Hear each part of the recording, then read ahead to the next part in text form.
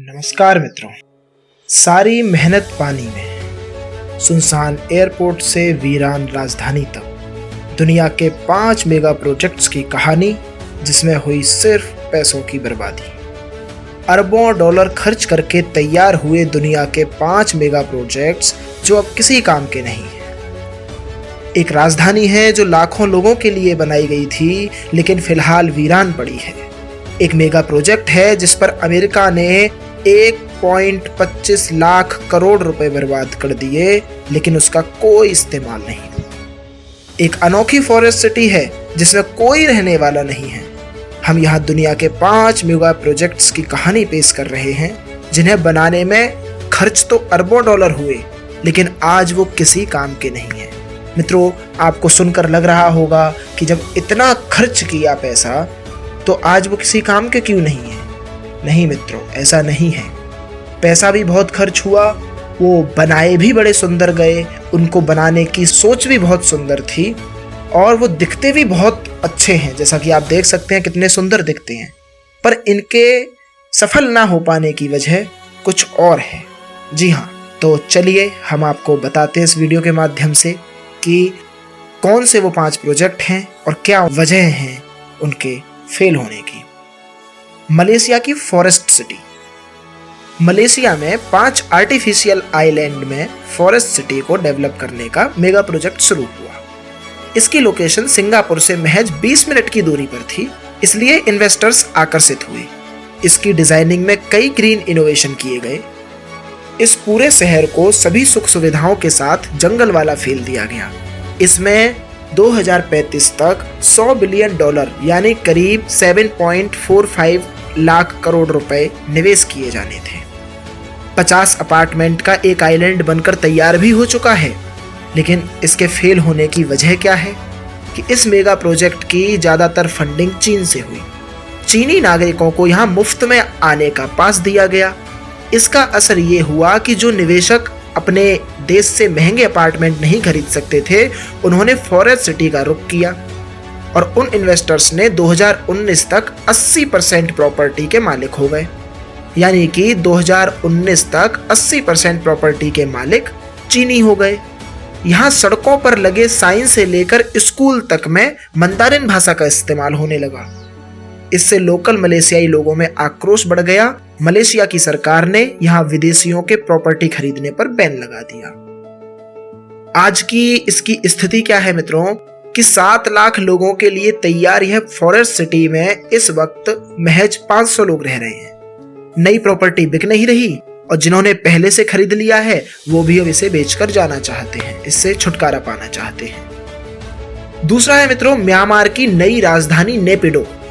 Myanmar की military ने 2002 में एक गुप्त राजधानी बनानी शुरू की थी।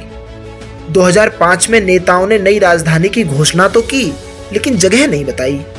आखिरकार 2006 में नई राजधानी नेपिडो की घोषणा की गई और शिफ्टिंग शुरू हुई। $4 अरब यानी करीब 30,000 करोड़ रुपए की लागत से यहाँ वो सब कुछ बनाया गया जो लोगों को आकर्षित करता है, जैसे 20 लेन का हाईवे, 100 से ज्यादा लग्जरी होटल, गोल्फ कोर्ट और भी बहुत कुछ। एक चीज जिसकी सबसे ज्यादा कमी है वो है आबादी।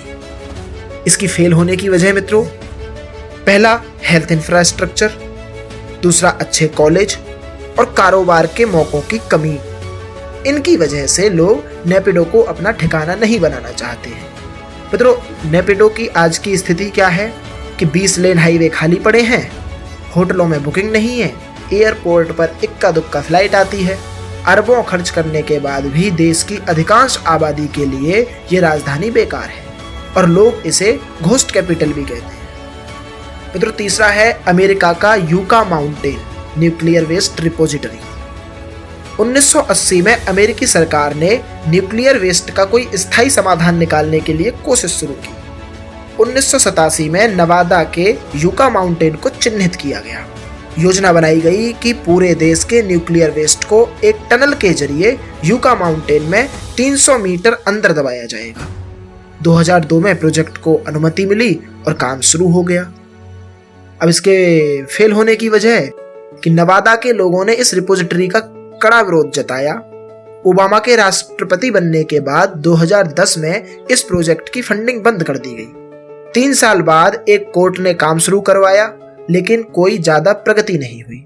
आज की स्थिति, अमेरिकी राष्ट्रपति जो बाइडेन ने साफ कर दिया है कि नवादा में न्यूक्लियर वेस्ट रिपोजिटरी नहीं बनाई जाएगी। $17 बिलियन यानी करीब 1.25 लाख करोड़ खर्च करने के बाद भी आज तक इस मेगा प्रोजेक्ट का कोई इस्तेमाल नहीं हो सका है।